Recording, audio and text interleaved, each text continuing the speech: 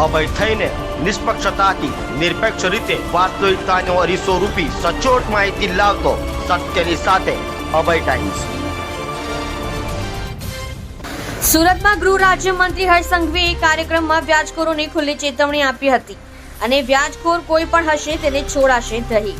સરકારી કર્મચારી હશે તો પણ શોધીને કાર્યવાહી કરાશે તેમ કહ્યું હતું। તો વ્યાજખોરોના ભોગ બનેલાઓને તેમના નાણાં અને મિલકત પરત કરાઈ હતી। સુરત સહિત રાજ્યભરમાં વ્યાજખોરોનો આતંક જોવા મળી રહ્યો છે તો ગુજરાત પોલીસ દ્વારા હાલ ખાસ ડ્રાઈવ કરી વ્યાજખોરો સામે પગલાં લેવાઈ રહ્યા છે। ત્યારે ગૃહ રાજ્યમંત્રી હર્ષ સંઘવીએ વ્યાજખોરોને લઈ મોટું નિવેદન આપ્યું હતું। વ્યાજખોરોના પરિપ્રેક્ષમાં નિવેદન આપતા ખુલ્લી ચેતવણી આપી હતી અને કહ્યું હતું કે સરકારી કર્મચારી, પોલીસ કર્મચારી કે પાલિકાના અધિકારીઓ અને સભ્યો જો કોઈ વ્યાજખોરીનો ધંધો કરતા હોય તો તેવા લોકોને પણ શોધી કાર્યવાહી કરી કાયદાનું ભાન કરાવશે તેમ કહ્યું હતું। તો કાર્યક્રમમાં વ્યાજખોરોના ભોગ બનેલા 23 પરિવારોને તેઓની મૂળ મિલકત અને નાણાં પરત કરાયા હતા।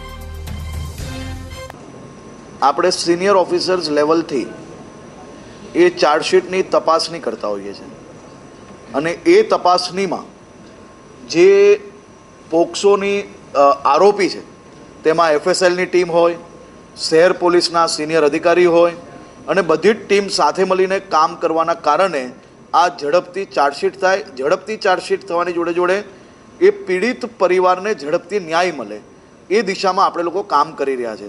આપ સૌ લોકો ખૂબ સારી રીતે જાણો છો, છેલ્લા 2 દિવસની અંદર 6 થી વધારે પરિવારોને, 6 થી વધારે દીકરીઓને ન્યાય મળ્યો।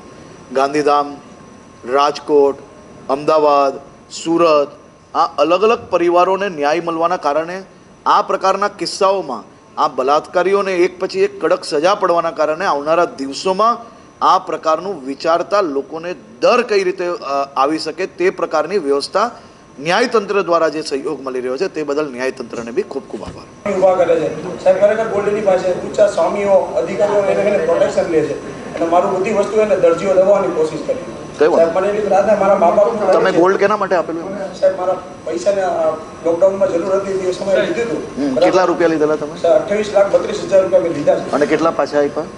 મને ગોલ્ડ મેં 5 લાખ રૂપિયા વ્યાજ ભરેલું છે અને ગોલ્ડ પાછું લેવા કેટલું વ્યાજ લીધેલું એમને? 1.5% બેસ્ટ કરી દીધું છે। બરાબર।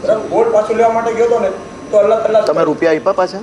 રૂપિયા આપવા માટે બી તૈયાર છું સાહેબ। ક્યારે આપવા માટે તૈયાર છે? રૂપિયા આપવા માટે બી ગયો તો મને રૂપિયા આપવા છતાં એમ કે તમે રૂપિયા લઈ, હવે તમને નહીં મળે। સર્વપ્રથમ આ વ્યાજની જે લડાઈ છે એ વ્યાજની લડાઈમાં સમાજ જીવનમાં ખોટી બી પ્રક્રિયા ના ઊભી થાય તેનો બી પોલીસ દ્વારા ખાસ ચકાસણી કરવામાં આવશે।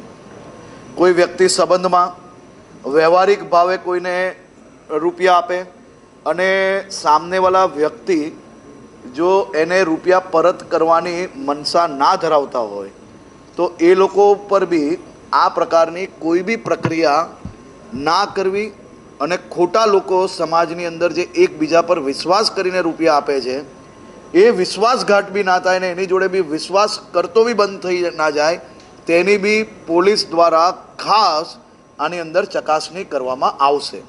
આ પ્રકારના અનેક કિસ્સાઓ પર 2 વે તપાસ કરીને સાચા નિર્ણયો જરૂરથી લેવા જોઈએ।